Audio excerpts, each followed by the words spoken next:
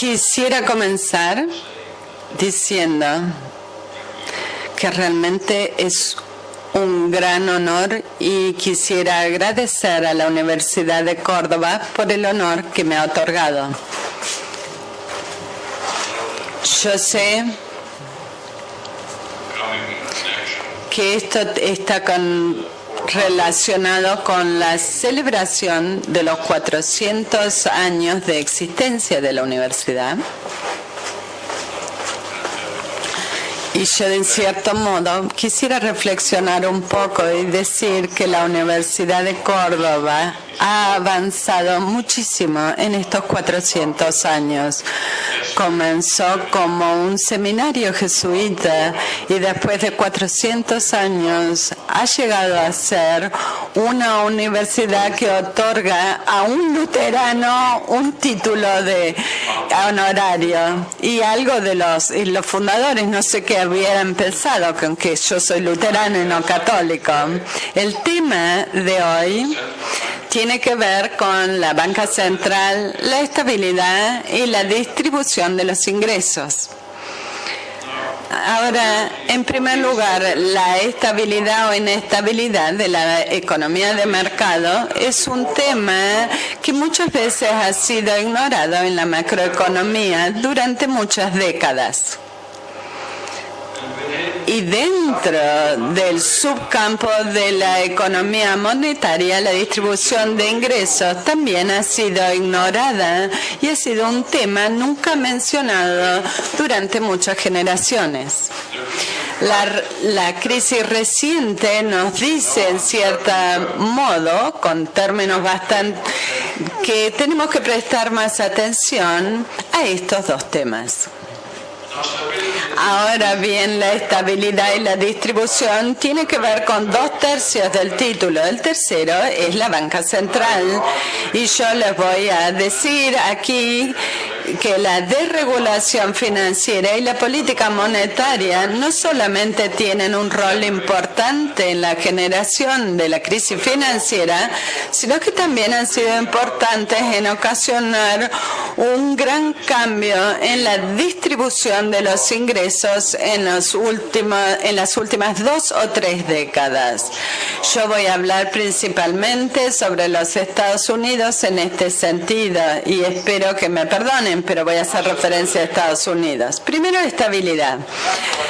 La falta de atención a la estabilidad del sistema financiero es algo que a primera vista es sorprendente, porque todos los economistas saben sobre las corridas bancarias, pero en los Estados Unidos el seguro de los depósitos de alguna forma ha eliminado las corridas bancarias después de la Gran Depresión. Las corridas en otros lugares del mundo, si ha habido realmente una serie de corridas bancarias, no tuvieron un impacto en la profesión económica, que ha estado dominada en general por la profesión de lo que ocurre en los Estados Unidos, y la profesión en Estados Unidos consideraba aparentemente que este problema de las corridas bancarias estaba solucionado y que era algo que podía olvidarse uno. Ahora bien, la crisis actual, que está ahora en su 5º o 6º año, exige que nosotros volvamos a evaluar esto. También demuestra que el problema ha cambiado, se ha producido una metamorfosis, ya que las corridas bancarias del viejo estilo ya no ocurren, salvo una excepción que yo conozca que tuvo lugar en un banco en el Reino Unido, Northern Rock, que de algún modo mostró que el cuadro tradicional de los depositantes que estaban uno atrás del otro, haciendo fila atrás del banco, volvió a aparecer en esa circunstancia. Entonces, El cambio en la naturaleza del problema nos muestra que nosotros como economistas tenemos que aprender mucho antes de estar seguros de que sabemos cómo el sistema financiero actual puede estar gobernado de alguna forma segura. La segunda parte de mi tema va a ser sobre la distribución, y durante mucho tiempo la economía monetaria ha estado dominada por teorías en las cuales el dinero es neutral. En las teorías donde el dinero es neutral, la política monetaria solamente tiene efectos evanescentes en la asignación de los recursos y afecta la distribución de ingresos o riquezas solamente en la medida que las personas no pueden anticipar la inflación en forma correcta cuando ingresan en contratos nominales. Pero el dinero no es neutral en el régimen monetario actual. Es obvio que la política monetaria tiene efecto importante en la asignación de los recursos productivos en todo el trayecto hasta la crisis. Quizás sea menos obvio que también afecta la distribución de los ingresos, pero creo que en cierto modo esto ocurre y trataré de mostrarlo. Ahora, en primer lugar, veamos un poco hacia atrás. Si nosotros vamos atrás en un siglo, los grandes nombres de la economía monetaria de 100 años atrás eran Knut Wicksell y Irving Fisher. Ambos estaban realmente muy preocupados con las consecuencias distributivas de la gestión monetaria. Y de hecho, era en gran parte esta preocupación con el efecto del dinero en la distribución de los ingresos que motivó todo su trabajo en la economía monetaria. Wicksell trató de encontrar un modo de gestionar el dinero de modo de estabilizar el nivel de precios para poder evitar cambios en los precios que cambiarían los resultados en los contratos nominales. Por otra parte, Fisher, quizá que era un poco menos optimista con respecto a lo que pensaba Wicksell, abogó por un programa que llamaba el dólar compensado para corregir los efectos de distribución de los cambios en los niveles de precios. Los efectos distributivos, de algún modo, son considerados como ofensas contra los conceptos de justicia social y, en consecuencia, se ven muchas veces como una amenaza a la estabilidad sociopolítica.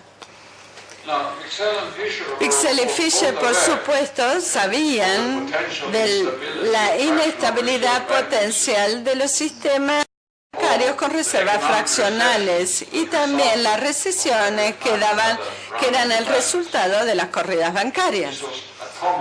Esto era algo común no solamente para ellos, sino también para todos sus contemporáneos. Pero ambos trataron de creer dos cosas. En primer lugar, que siempre que el nivel de precios se mantuviera constante, el sistema económico en su totalidad estaría estable.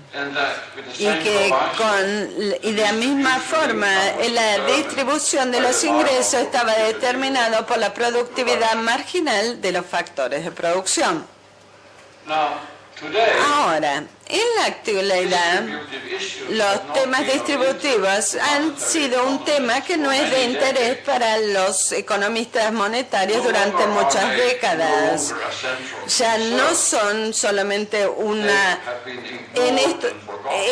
solamente algo que no es central, sino que muchas veces hasta han sido olvidados totalmente. Ahora, estos fueron dos grandes de un siglo atrás. Ahora veamos qué ocurría 50 años atrás. Y yo quisiera mencionar a Friedrich von Hayek y Milton Friedman. Algo que hay que mencionar con respecto a estos dos íconos del conservadurismo de mercado libre es que ellos acordaran, no se pusieron de acuerdo en nada en cuanto a la economía monetaria. Y de hecho, cuando Hayek se mudó de la Facultad de Londres a la Universidad de Chicago, él se encontró que lo mantenían fuera del Departamento de Economía y no pudo enseñar economía la economía sobre la cual él era tan famoso. Friedman siempre dio por sentado la neutralidad básica del dinero. Uno aumenta el suministro de dinero, aumenta la oferta monetaria, entonces, y los precios se moverían en forma proporcional. Hayek, por otra parte, era uno de los dos defensores de la teoría austríaca del ciclo comercial. Y en esa teoría el dinero no era todo menos neutral. Realmente era responsable de todos los efectos a largos plazos en el empleo y la asignación de recursos. O sea, consideraba que realmente no era neutral. Los ciclos de explosión e implosión impulsados por el crédito son asimétricos, se acumulan a través del tiempo y después colapsan repentinamente en forma rápida y repentina. Mi mujer encontró una referencia cuando estaba leyendo una novela de Hemingway, The Sun Also Rises, donde uno de los protagonistas le pregunta a un amigo, ¿cómo es que te fuiste a la quiebra? Y contesta, de dos maneras, gradualmente y después de repente. Bueno, así es como funcionan los ciclos de crédito.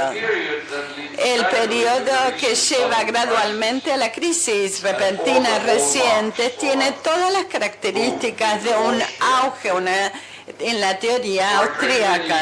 Durante muchos años, la teoría austríaca del ciclo comercial se mantenía apenas con vida porque había un pequeño grupo en la profesión económica. En los últimos 60 o 70 años, la macroeconomía estaba dominada en primer lugar por la teoría keynesiana, en cierto modo, después por el monetarismo y en forma más reciente por la teoría del equilibrio general estocástico dinámico. Una secuencia evolucionaria de teorías que terminaron realmente en el paraíso de tontos, que llevó a realmente mucha elaboración matemática y por eso gusta mucho a muchos economistas. Pero realmente esto consistía de modelos de equilibrios intertemporales que no incorporaban los mercados financieros y no ofrecieron en consecuencia ayuda para poder entender los eventos que ocurrieron recientemente. Ahora bien, el interés en la teoría austríaca quizás vaya a resurgir en cierto modo, pero en su forma original predecía que un auge de sobreinversión siempre va a estar acompañado de inflación. Mises y Hayek, por supuesto, habían sufrido las inflaciones posteriores a la Primera Guerra y sabían de primera mano no solamente la redistribución de riquezas que estas inflaciones ocasionaban, sino que también sabían la agitación sociopolítica que seguía a estas inflaciones.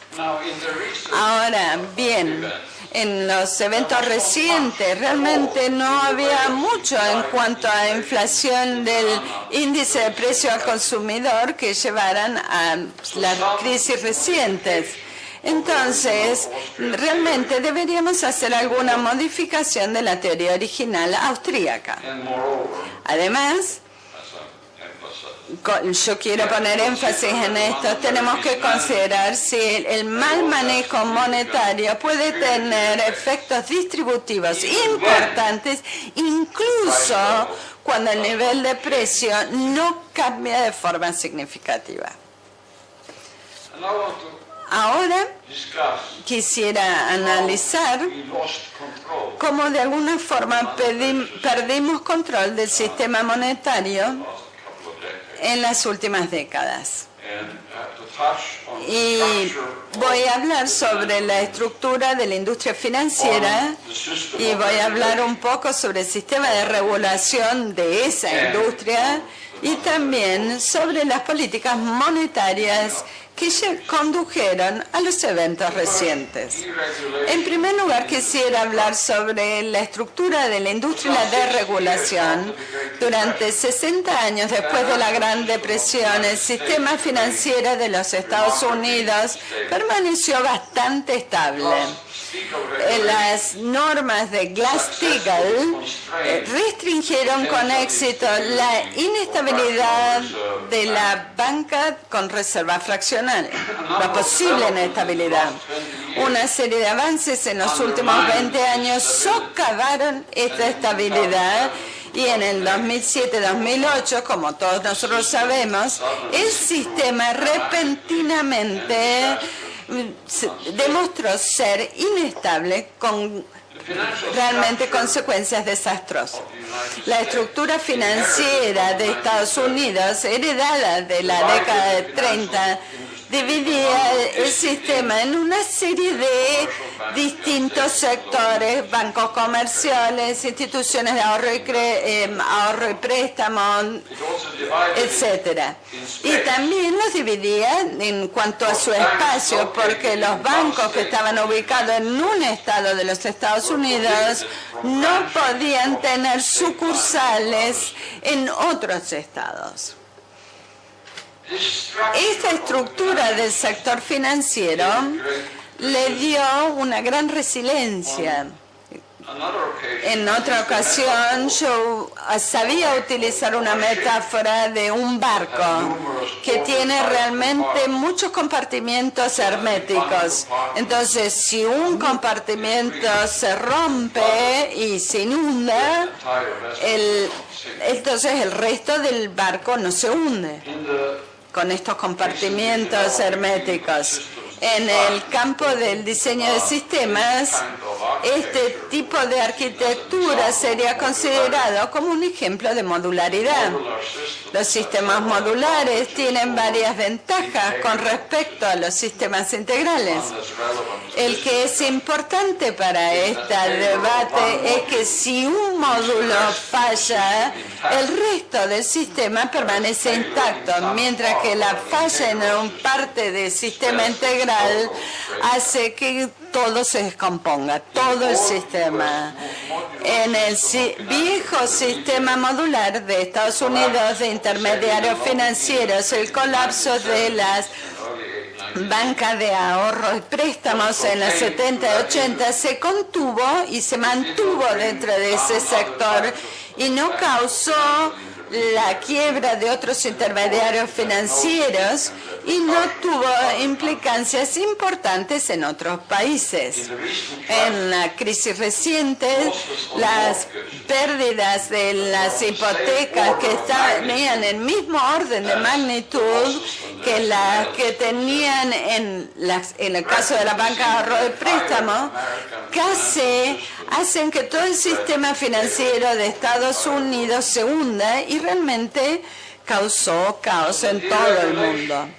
La desregulación que llevó a que la industria financiera fuera un sistema integral es uno de los casos donde vemos que la profesión económica, yo y ustedes, de algún modo fracasamos en forma espectacular y no ayudamos a comprender el tema de la disciplina.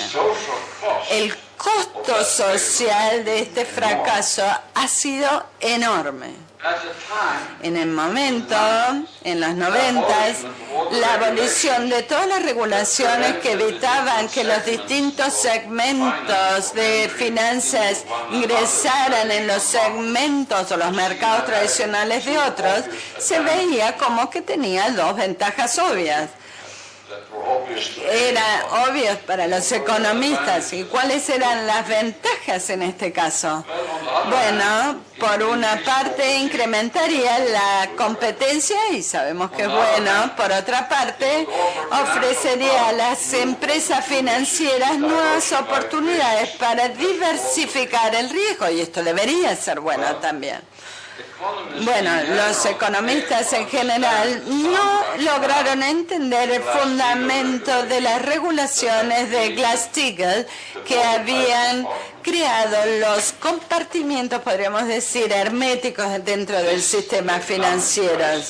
Esta crisis económica nos ha dado a nosotros algo para empezar a ser más humildes. Otro efecto de la desregulación u otro aspecto de la desregulación es que causó grandes daños en otro sentido. Permitió que los grandes bancos de inversión se convirtieran en sociedades anónimas y uno por uno se convirtieron en sociedades anónimas entre los 80 y los 90. Históricamente habían sido sociedades colectivas donde los socios tenían realmente una responsabilidad ilimitada. Durante mucho tiempo, la percepción pública de los banqueros era que eran personas conservadoras, precavidas, que no le iban a prestar dinero a las personas que realmente le necesitaban, que no... Y eran personas bastante aburridas, alguien a quien uno no quiere invitar a cenar. El hecho de que se convirtieran en sociedades anónimas significó que la banca de inversión empezó a tener responsabilidades limitadas y no había una responsabilidad directa para sus ejecutivos. Los incentivos para los ejecutivos en el sector cambiaron en consecuencia. En pocos años, la percepción pública de los bancos de inversión también cambió. Ahora se los ven como apostadores que son parte del jet set. Los economistas en general no lograron predecir este cambio en las actitudes de riesgo de los banqueros. Otro punto que nos está diciendo que tenemos que ser más humildes.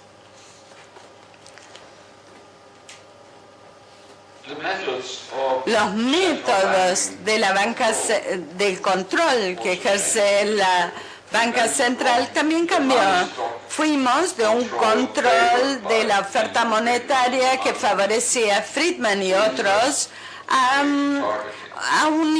a tener el interés como objetivo, tasas de interés como objetivo. Esto significó un cambio drástico en la doctrina operativa de los bancos centrales. La desregulación en los 90 y las innovaciones financieras de distintos tipos se combinaron para que la velocidad de distintos agregados monetarios fueran cada vez más inestables y impredecibles. Como resultado, la doctrina de política monetarista, que antes de algún modo había sido la que seguían los bancos centrales, fue algo que fue abandonado y fue reemplazado por la doctrina esperada en Wicksell de tener el interés como objetivo. En la práctica, la norma era ahora que el Banco Central debería mantener la tasa de recompra o repo constante siempre que la tasa de cambio del índice de precio consumidor no se moviera fuera de un rango estrecho que se consideraba un poder adquisitivo constante. Si la inflación de la IPC iba por encima de este rango, entonces se debería aumentar la tasa de recompra para contrarrestar la tendencia y el banco debería bajarla. Así las reservas de bancos son muy elásticas, tienen un suministro muy elástico. Esta doctrina pareció ser eficaz porque el nivel de precios al consumidor se controló con éxito con esta forma.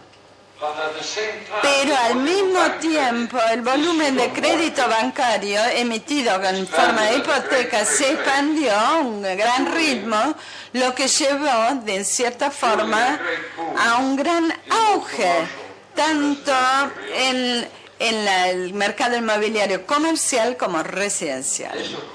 Esto, por supuesto, fue un avance el que Bexel o Hayek o Mises no habían anticipado. ¿Por qué? Porque en su época se tomaba por sentado que el crédito bancario siempre era a corto plazo y creado con respecto a, con un respaldo que sería autoliquidante. Si había demasiado crédito en un mercado, el aumento de los precios en el consumidor le daría la señal al Banco Central que se había que ajustar la política.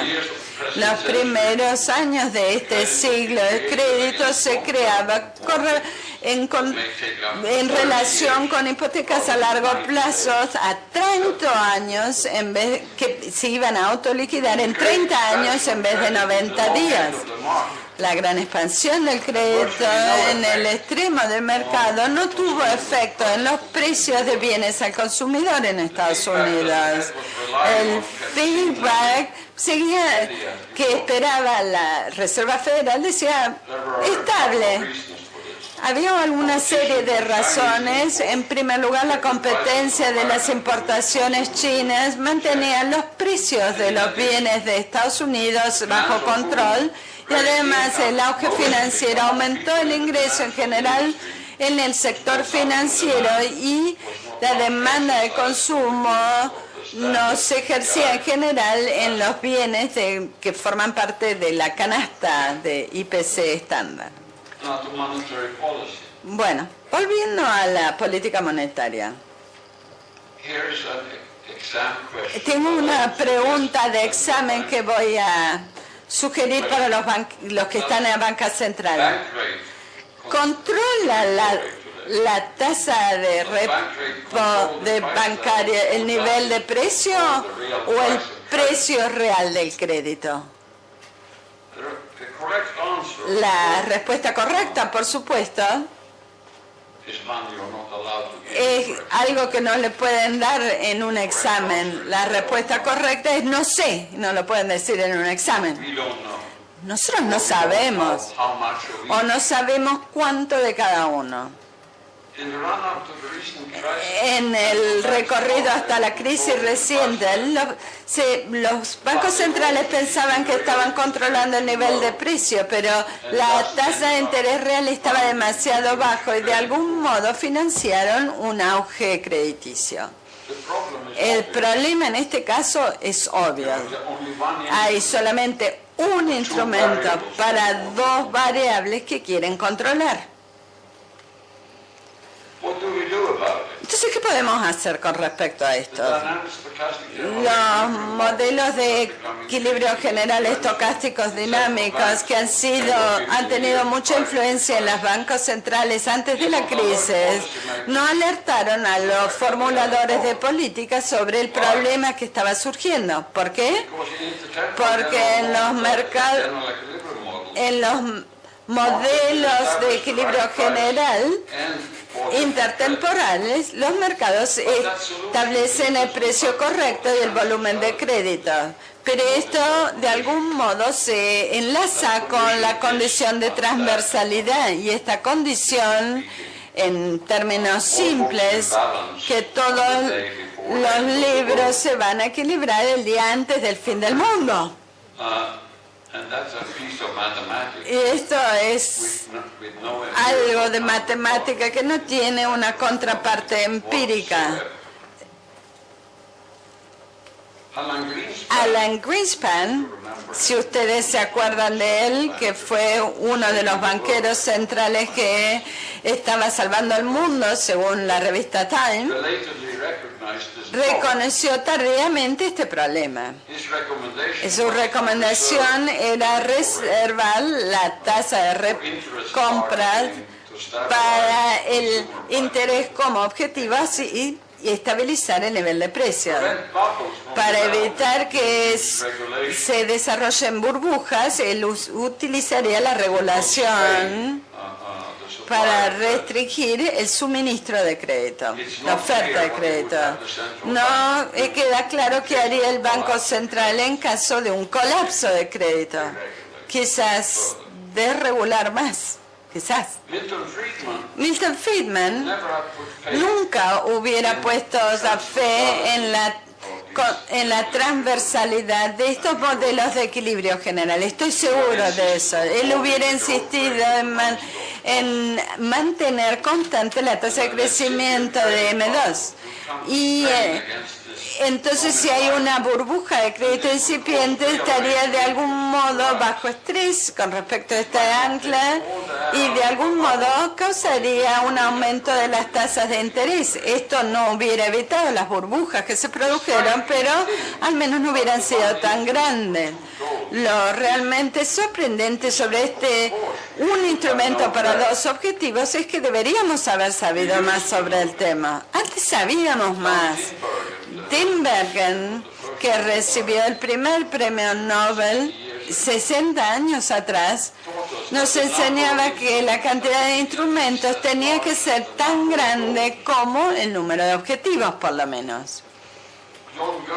John Gurley y Edward Shaw's 50 años atrás insistieron que el Banco Central necesitaba dos instrumentos para controlar el dinero y el crédito.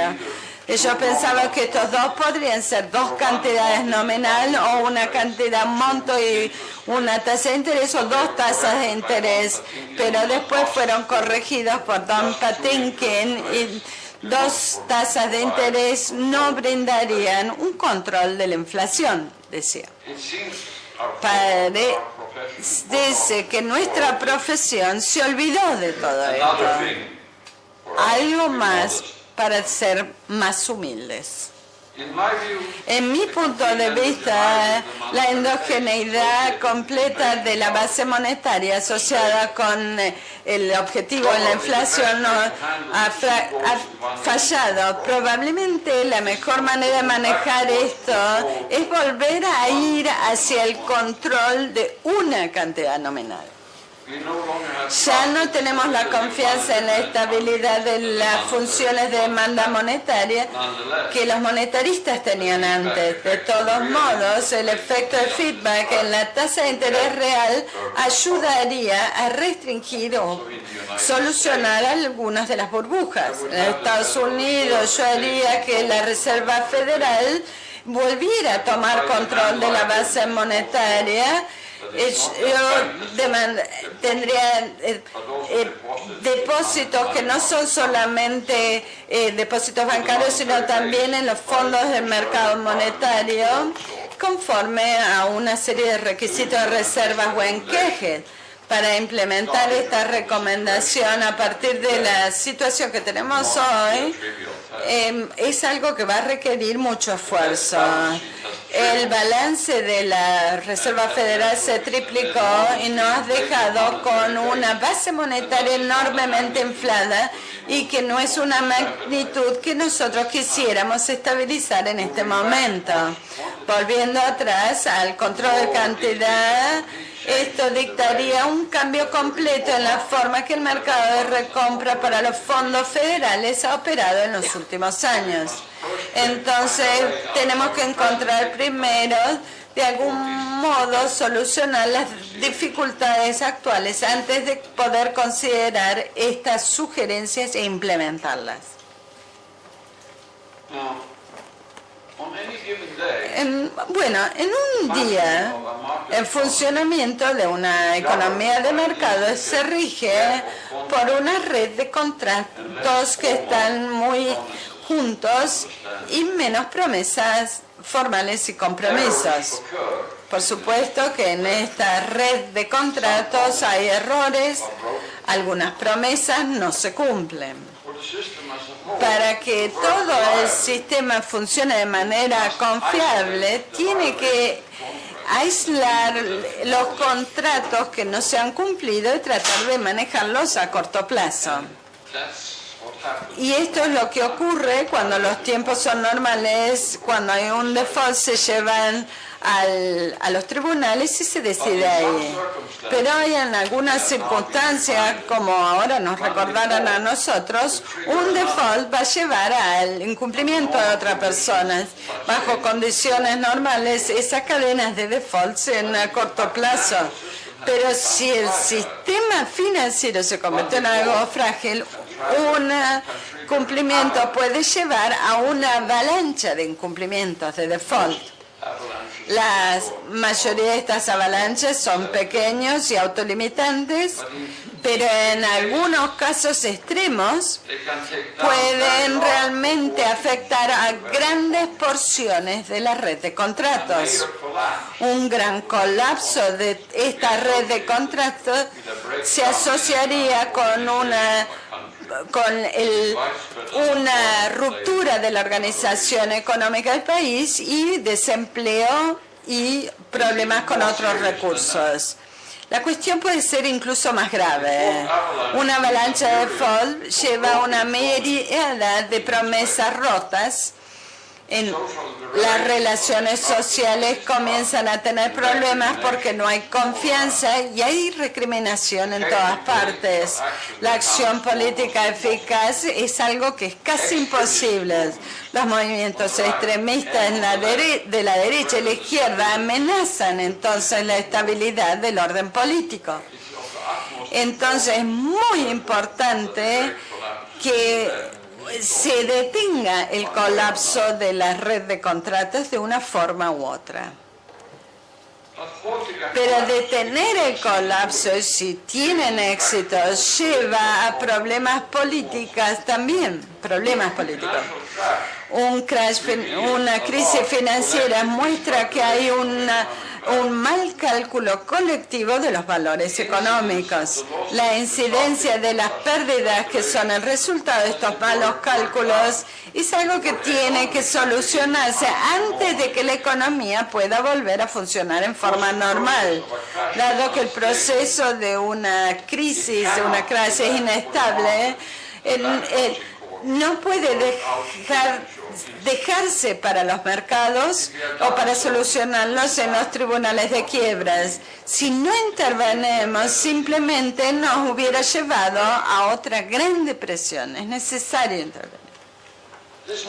Esto significa que se tienen que tomar decisiones políticas para ver quién es el que va a soportar las pérdidas por estos malos cálculos colectivos.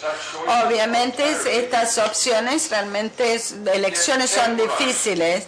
Sin embargo, el temporalizar solamente puede prolongar el periodo de mal rendimiento económico, como la historia de Japón en los últimos 20 años lo demuestra. Pero las preguntas que exigen una respuesta son realmente muy difíciles desde el punto de vista político. ¿A quién se le debe pagar? ¿Quién no va a recibir el pago? ¿Quién tiene que pagar por la deuda de otros? ¿Quién puede salirse con la suya y no pagar? Una vez que se muestran estos temas, la imposibilidad de un amplio consenso político es algo obvio. La distribución de las pérdidas va a afectar a muchas personas. La posibilidad de tomar una acción política eficaz en una democracia es algo que está muy circunscripto. En la práctica, los gobiernos pueden confiarse mucho, si no exclusivamente, en la política monetaria entonces. Las inyecciones masivas de liquidez va a posponer las medidas distribucionales explícitas y puede hacer que algunas sean evitables. dado que el posponerlo va a permitir que algunos deudores se salven. En general, la confianza en la política monetaria tiene la gran ventaja inestimable que las consecuencias distributivas de las acciones del Banco Central en general no son entendidas por el público en general. Pero el confiarse exclusivamente en la política monetaria también tiene algunas consecuencias indeseables, desagradables. Tiende a recrear grandes recompensas a los banqueros que fueron los que crearon en cierta medida la estructura inestable que llevó al colapso. También tiene ciertos riesgos. Significa que uno duplica la política que llevó a este gran problema. Entonces, ¿qué significa duplicarla? Hoy estamos tratando de curar la situación en la que hemos llegado, haciendo que la tasa de interés Banco Central se llegue prácticamente a 0,2%, a casi cero. ¿Cómo llegamos a este problema? Bueno, llegamos a este problema porque las tasas de interés eran demasiado bajas. Y entonces ahora estamos tratando de salir y para ello, pero las tasas de interés siguen siendo bajas todavía. Entonces ahora quisiera hablar sobre la tercera parte de mi tema, que tiene que ver con la distribución. En los años después de la Gran Depresión de los 30, hubo un gran cambio en la distribución de los ingresos en los Estados Unidos.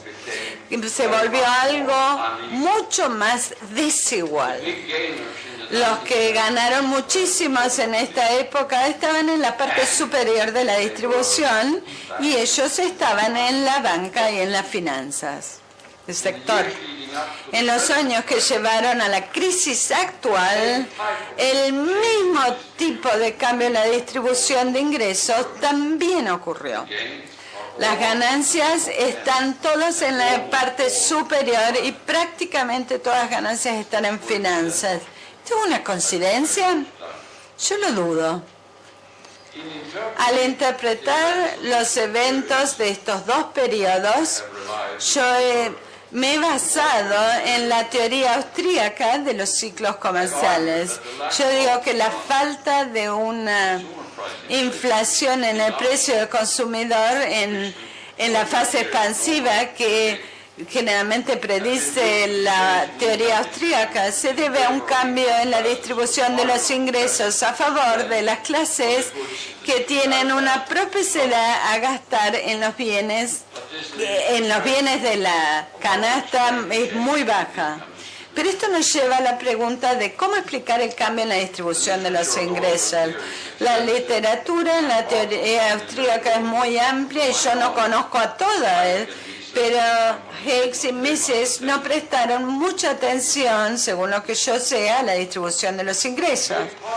Una gran parte de este cambio en la distribución de los ingresos se debe, yo creo, a los privilegios que los banqueros disfrutaban con los acuerdos monetarios actuales.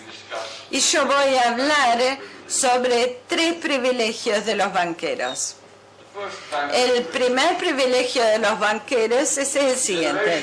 Las generaciones de estudiantes de economía han aprendido que los bancos crean dinero.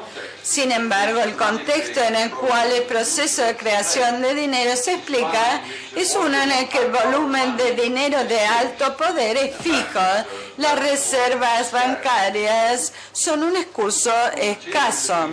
La competencia entre los bancos se asegura de que los bancos y los banqueros no ganen más que un rendimiento, una rentabilidad normal.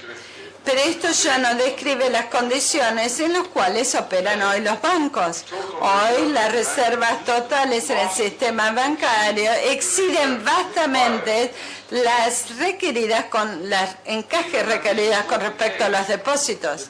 Incluso cuando esto no es el caso, los grandes bancos de inversión tienen una oferta elástica, muy elástica de reservas con una tasa repo fijada por el Banco Central. Esto no es lo mismo que decir, bueno, tienen una autorización para imprimir dinero, pero cuando no hay restricciones en las reservas y la tasa de recompra es muy baja, esto es realmente algo como si fuera una autorización para imprimir dinero, con un banco central que está comprometido a no permitir que la curva de rendimiento baje. Los bancos se sienten seguros y operan con un alto apalancamiento, ganan mucho dinero y sus gerentes se llevan realmente grandes trozos de los fondos del dinero. Quisiera explicarles un poquito más este tema para mostrarles lo que piensa. Supongamos que nosotros le diéramos a los bancos el privilegio de imprimir dinero de curso legal.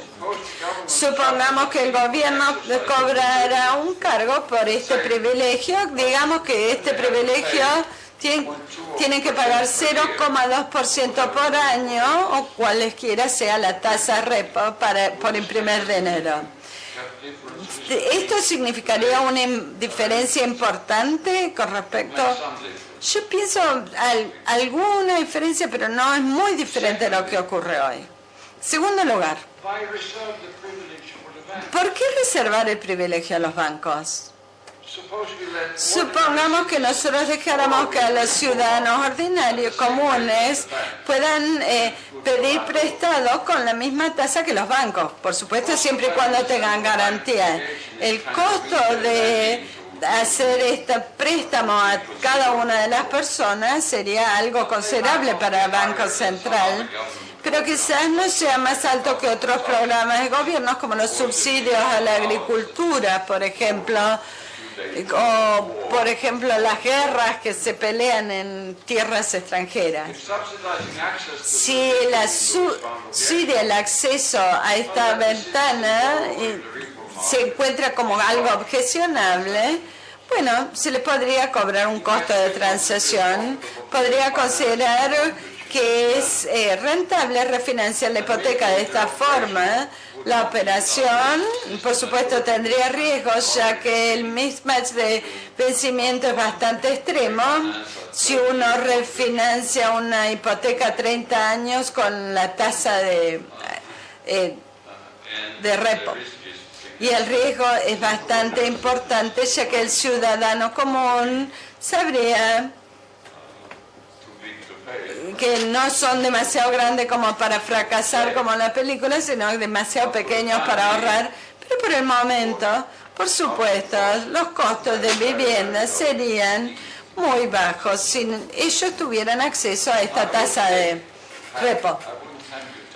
Yo no espero que tomen todo esto totalmente en serio, pero este ejercicio de análisis, de pensar que los no banqueros están en este mercado, de algún modo nos permite aclarar el acuerdo que permiten que ellos están compitiendo de esta forma y tienen ganancias anormales en la industria financiera, y si esto se evitara se podría reducir la fortuna de los banqueros a lo que todos nosotros ganamos si se cambiara.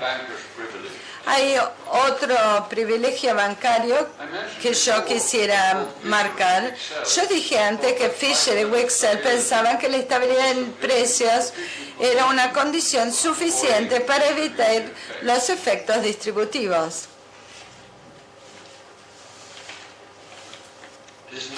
Esto podría haber sido algo verdadero en su época, pero ya no lo es. Para ver esto, tengan en cuenta lo siguiente. La Reserva Federal suministra a los bancos reservas a una tasa prácticamente igual a cero. Y no hay muchos préstamos a los negocios, pero los bancos pueden comprar bonos de tesoro que pagan un 3 o 4% con este dinero. Este subsidio importante al sistema bancario, de algún modo, está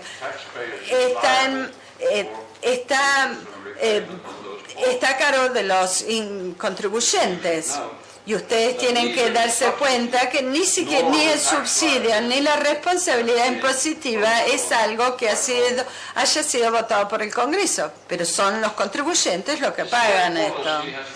Esta política ha llevado a que las tasas de interés pagadas a los que ahorran es de alrededor de 1%.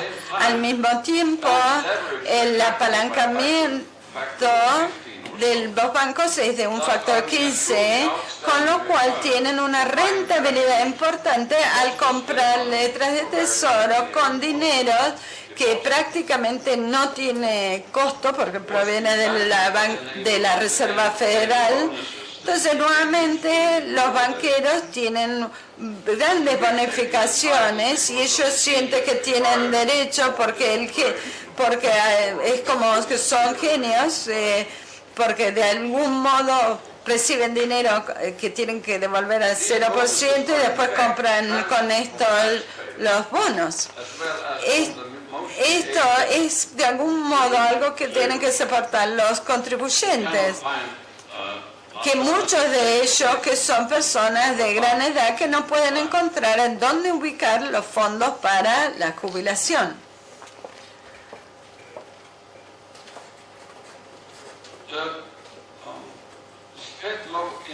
La política de baja tasa de interés de la Reserva Federal ha llevado a un juego de operaciones ocultas para el público que no pueden ver de cómo va el dinero de los perdedores a los que ganan. Ustedes tienen que encontrar dónde está la arvejita abajo de una taza. Los rescates de los bancos durante la crisis era claro y causó un gran escándalo entre el público, y ahora se le dice al público que los bancos de algún modo han reintegrado el rescate y que esto no ha causado ningún costo para los contribuyentes, pero ocurrió esto. Pero lo que no se le dice al público es que los reintegración viene de los ingresos pagados por los contribuyentes para que los bancos tuvieran letras del tesoro que compran con el dinero que han pedido prestado un 0%.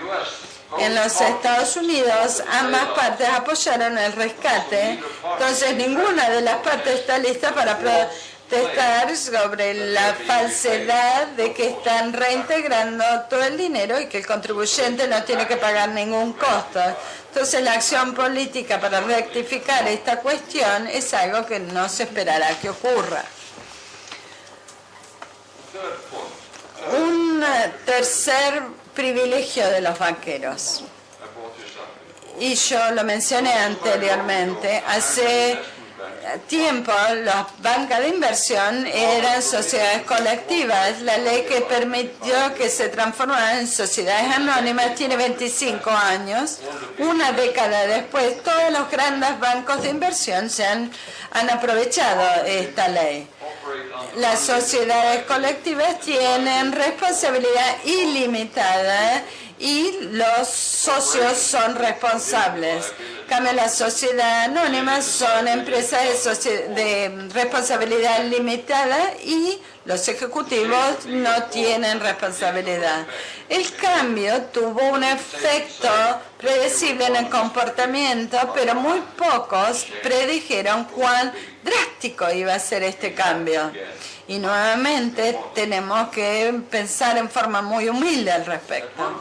En un momento, como yo dije, los banqueros generalmente se pensaba que eran personas conservadoras, precavidas, y ahora son parte del jet set y son grandes apostadores.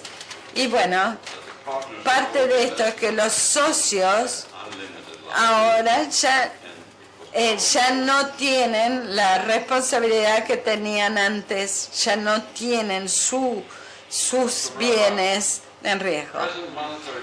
La política monetaria actual permite lograr dos objetivos, podría decirse.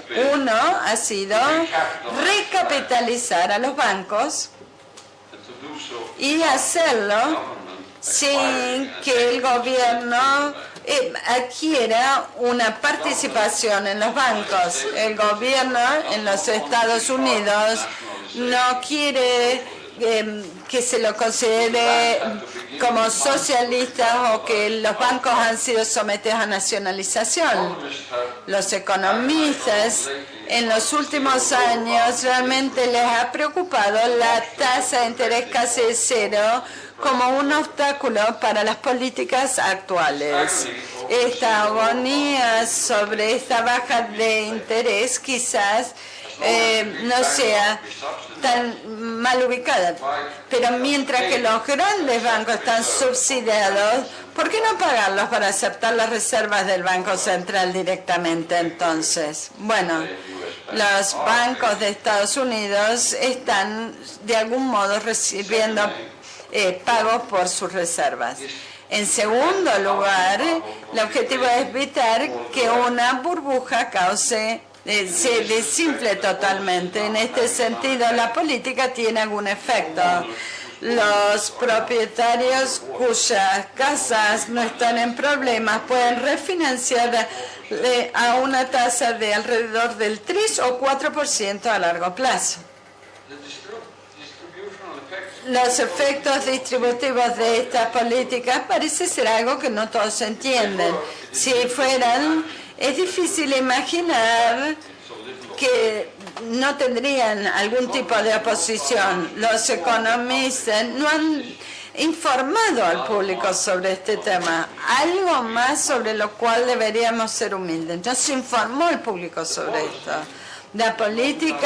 Esta política tiene sus riesgos. Yo mencioné anteriormente que hace 40 años las pequeños bancos estaban arruinados porque tenían que pagar altos intereses para mantener los depósitos y que no hubiera una corrida, y tenían como respaldo hipotecas con bajas tasas de interés.